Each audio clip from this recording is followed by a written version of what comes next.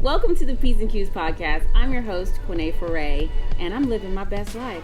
And I want to help you live your best life. This episode is brought to you by The Good Shit Company. At The Good Shit Company, we believe in good shit in and good shit out, which is why we make an herbal cleanse that detoxifies your body while aligning your chakras. Get yours at www.thegoodshitco.com or click in the description. So today I have the most amazing special guest with me, and as you guys know, she is going to be the first guest on the P's and Q's podcast. This woman is an absolute magical goddess, empress energy. She is also one of my spiritual coaches and has guided me through so much amazingness in my life. And her name is April Meow. April. Well, thank you, first of all. It's such an honor to be your first. I love, the virgins. Pop my cherry, girl. Always. Let's get into it. Let's dive in. I'm excited to dive in, but before we do, we have to do our 3 fun facts. Number 1, I love sound baths. Sound baths are actually what brought April and I together, and she does the most amazing, beautiful experiences here in Malibu. And if you've never been to one, I encourage you to come and check them out. Number 2, I'm a singer, and I haven't released an album since 2005. Fun fact number 3. How old were you when you discovered that you were a unicorn? Like when old you was really I? Truly knew, I am so magical, and you owned your shit. I didn't fully embrace all my power until college. We're going to talk about this on another episode, but my brother passed away in 2003. And there were so many magical things that occurred before, during, and after his transition. And it awakened me to my power. Continue to drop your fun facts in the comments, and we'll answer them on here as well. So April, when did you realize that you were a magical unicorn? Well, I think for me, definitely at age 16, I had a spiritual awakening where I was walking down a beach and a gentleman handed me a pamphlet on the teachings of Paramahansa Yogananda. And it was the autobiography of a yogi. And he started to explain the teachings of that, and it just changed me overnight. I came home and I told my parents, I can't eat meat anymore. I can't have the vibration of animals in my body. And I really understood about from the higher perspective of these yogis and how they lived their life. And so I, started, I would say, just kind of at that age, realizing I'm really not like the others. I'm not like my family. I'm not like, other kids my age. At 21, I was, just starting to date this gentleman, got engaged 9 months later. And a really big part of me felt this is just not right. I don't know. I just feel like this relationship isn't right. But, I was really developing a love for him. And so I went to a psychic, my first psychic reading. Oh, okay. And she said to me, you're going to marry this man that you're with, and you're going to have 3 children together. But more importantly, she's like, do you know that you're a powerful healer? And so I walked away, and I was like, she sucked. But the funny thing is I did go on to marry, and I did go on to have 3 children with him. Wow. And then I started to, during that 20-year marriage, just became really dive deep into all things healing and working with different healers from around the world. One was in India, another was from Africa, another one was from Indonesia. But I really think that the true part of me understanding the power of who I am was during my first psilocybin mushroom journey. Really? Yes. Oh, the and gateway. That was when I saw myself in the gateway. Went into the portal, had no idea, by the way, was never into drugs, dabbled with a little marijuana here and there, but never wanted to try any of the other, I don't know, I was always kind of very anti-drug. I don't even know what shifted me, but I knew that I was ready and a higher source was guiding me, because during that time, for that whole year beforehand, I didn't want alcohol in my body. And that's one of the strong signs, is that when you don't want alcohol in your body anymore, this is ascension is happening. Vessel. Yeah, I just literally didn't want anything but fruit. Went into the journey and where were you on this this journey? Here in Malibu, I had no idea what this. He just like pushed me into the deep end and was like, "Bye." But when I came out of that journey, I was just like, "Holy cow, that was mind blowing!" And channeled Christ consciousness right out of the gate for like 4 hours. Just was with ascended masters and pure light. But it just showed me who I was in past lifetimes, who I am meant to be in this lifetime, which is a way shower. Is a person that is here to take people from the darkness to the light. Like a lighthouse. Yes, and that I am meant to be helping people on a huge, huge scale. And so, first session I saw that, and it was a lot to take in. But not only that, I was also seeing people that I knew, like even people like new clients and stuff that I met, and I was able to scan their body and see things that were going on and doing healings on them. So a big part of my session was just like, it was crazy because it was just healing others and seeing what was going on with them. It was exhausting. Like I was exhausted the first one. Yeah. But then when I was done, I was just like, how soon can I do another? That was mind blowing. Wow. And with every single journey after that, it just took away another layer of like the trauma, another layer of those false beliefs that were imprinted from, childhood and, all the stories that we carry that just shrink us. Right? And they make us forget. And really, that's why we're all here anyway. We are in the biggest paradigm shift that the earth has ever experienced to this date. Yes. Ever. And we are here for self-realization. We came here to forget who we are, where we came from, and to rediscover through our traumas and our challenges and all these things, the core, yes, exactly, of who we really are, that we are just interdimensional beings having, an energetic experience, but it's of self-realization. So we came here forgetting our power, our consciousness, and everything of who we are. And slowly, these situations that happen to us, they make us go within. And they make us do the work, and it's our growth, but it's our healing, and then the true, our true self is revealed. And I mean, I can honestly say that like no amount of meditation ever took me to this place. No amount of anything that I've ever done or learned ever expanded and opened up my consciousness like that for me to really, really feel and understand the level of like light and power and the unicorn that I am. And it just like I feel like it just unfolded so quickly. Like I went from like 0 to 100 with just like quick. Like in just the last episode I was talking about ayahuasca and my journey into ayahuasca, which was my first time going down the rabbit hole, as I call it. And what a powerful place that was for me. And it sounds like yours was with the psilocybin. And taking you to this truth of understanding and remembering. That's what plant medicine does. That's what plant medicine does. It's to help us. Our here for all of us. And I know you've been sharing your magic and helping so many people to remember who they are. Yes, exactly. Yeah. So me connecting to that light just infused and expanded my own light within me and gave me a higher intelligence and knowledge to even take my practice with healing with people to like such a more powerful, deeper level.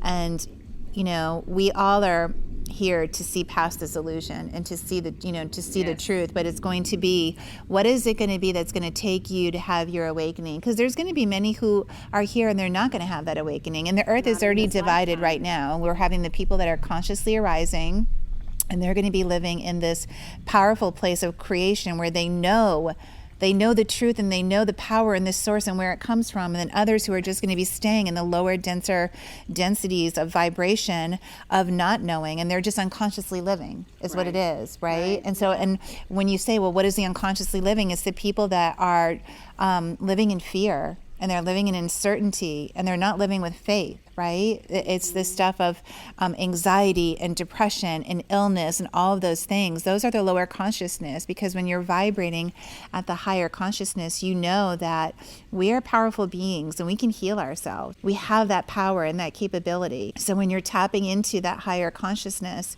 you can just see like all the miracles and the blessings, and you're connecting to source. You're connecting to source, which is really your source of everything that you need. And so then you're finding that happiness and contentness within yourself, and you're not looking for or basing it anymore on your external conditions, right?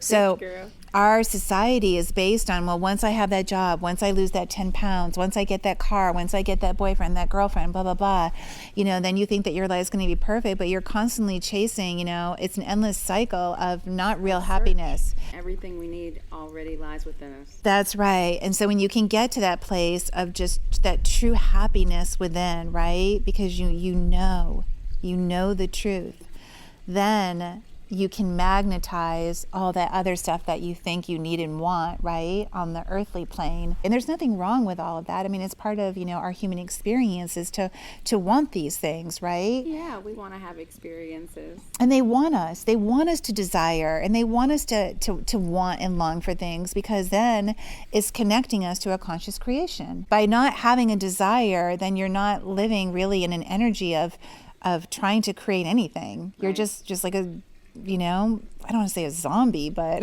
wow, probably a good analogy. It's, it's like you're just a robot, really. You're just a robot living like that. When we have the power and ability to create whatever existence we seek without the attachment to it to give us our happiness and joy. And I think that's what you're saying. It's okay to want things. We all right, want exactly. Things. Yeah. What we want. Right. But don't you can want something, but don't really base like all your happiness on the expectation of that, right? Correct. Because it's the journey of getting there and receiving it, right? Waking up every day and just being in alignment with your intention of what you're calling in, what you want to receive. And you're either in a state of allowing or you're in a state of denying. And that's the real difference, is knowing like, what is my energy vibrating, right? And am I coming from my mind, which is the ego, or am I coming from my heart, which is just pure love?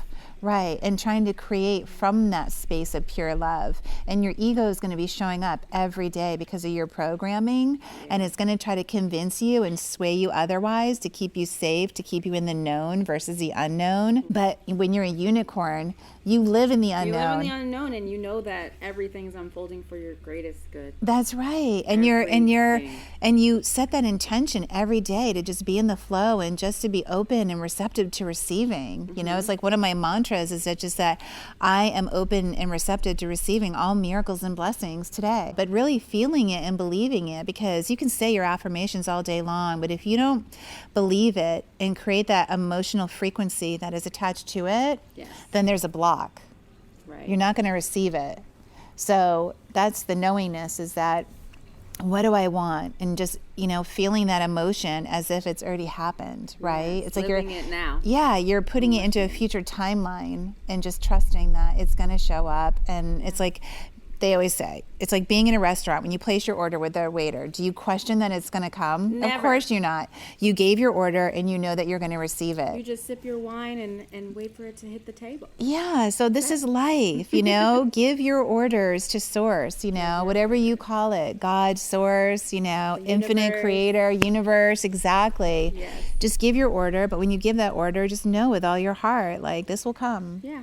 No, it's on the way. Yeah, it's on the way. It's already, cooking in the kitchen. That's right. I smell it. I smell it. I smell that bacon. Already drooling. Exactly. I love that. You just talked about a mantra that you use. I know you have an awesome morning ritual. Yes. That helps you get into that frequency and intention for the day. Would you mind sharing a little bit about how you start your day?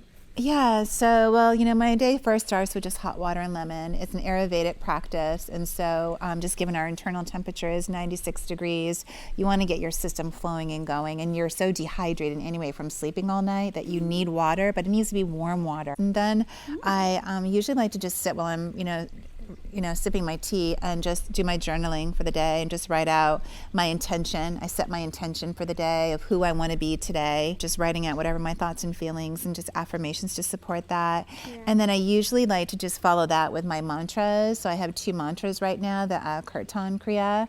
And it's a Kriya actually that it stabilizes the right and left brain is the most easiest way. So it really helps with memory and cognitive abilities. So anybody that has any kind of like Parkinson's, Alzheimer's, diseases like that, it's a really powerful mantra to help you with your mind and your brain. I do another one called the Govinde. It's called the Impossible Possible Kriya. So when you're trying to make something happen in your life, this is like the Kriya that you want to do. Really? Yeah. So yeah, I've been studying the Kriyas for over 10 years. And honestly, the chanting got me through the hardest times in my life during my divorce in 2013, where just shit was hitting the fan and just my life was just, unfolding and just like bombs everywhere. And I just showed up like literally chanting for probably 2 hours a day just to help keep myself mentally strong and visualize my future self, the next version of myself as I was going to get through this. Yeah. And literally everything that I visualized during that year while I was doing it unfolded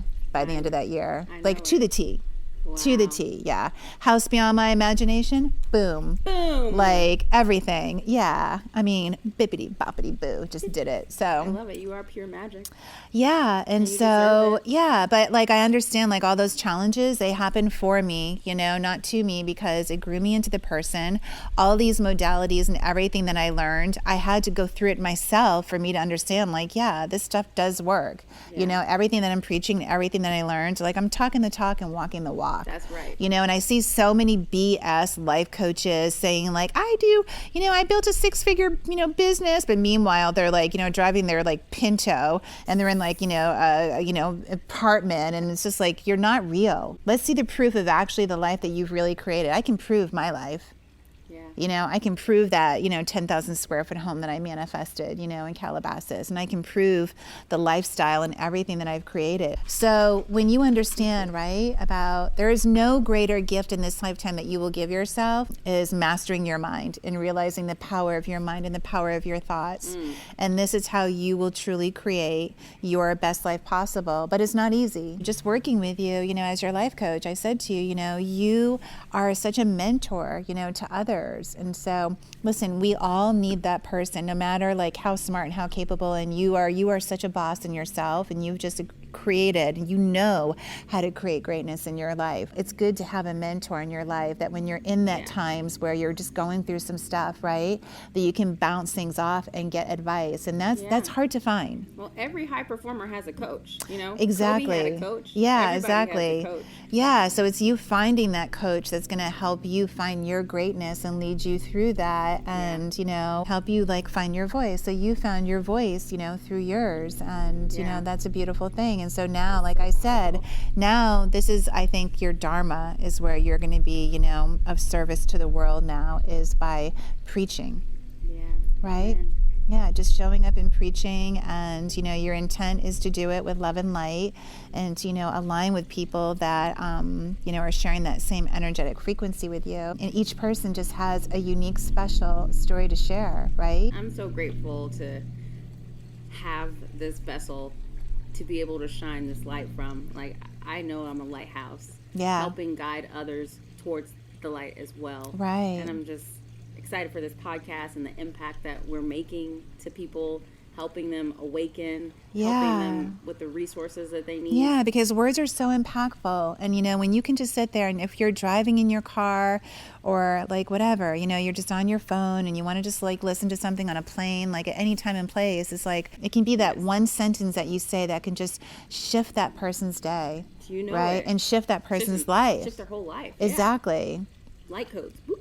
Yeah, exactly. And so it's, just finding that. But I think, you through meditating every day and connecting to a higher source so you can be guided, to walk this path and let the light guide you. So it's guided me right here to you. Do you want to share anything about your sound baths? The bowls and the gongs and everything, they all carry their own frequencies, whether it's 432, 528, complete chakra balancing. I put so much intention to make it one of the best sound baths in LA. It is, certainly. I vote yes, it thank is. you. The But best. doing, putting the time in for the guided meditations and how I really study about what's going on with the planets and the energies that we're in right now. And, sound bath after sound bath, I'll just be talking. And so many people will come to me after and just be like tears in their eyes and just saying, I felt like you were talking to me. That's the gift. That's the gift. The meditation at the end is just to plant those seeds, because you're so deeply, relaxed, and you're in I don't know if it's a beta, alpha state, whatever, but you're in just a beautiful state, your subconscious mind, to have those beautiful, positive words planted. Yes. And it can just really be just so healing and transformative for people. So, Yes, yeah. I agree. Yes. I thank you for everything you do. Oh, thank you, honey. Shine You so too. much pure light and Yeah, love in this thank world, you. Thank and you. we need it, and I receive it, and sending it to all of you, it's just such a blessing, and Thank I thank you so you. much. Of course. I thank you for being here with us.